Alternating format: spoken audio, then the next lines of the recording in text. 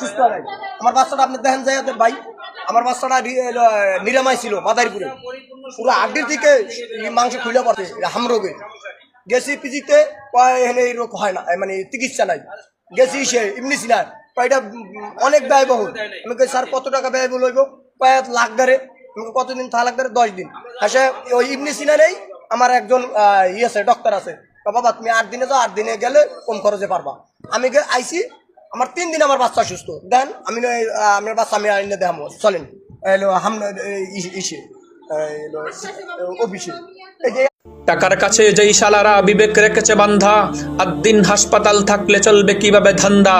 Doctor সেজে কষাই গুলো হয়েছে ঐক্যজোট, লাইসেন্সটাকে করতে বাতিল ঢেলেছে শক্ত নোট।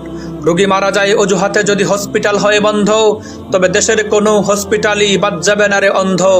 স্বল্প খরচে চিকিৎসা দেওয়া সহ্য হয়নি যাদের, আদ্দিনটাকে বন্ধ করতে গাত্র জ্বলেছে তাদের।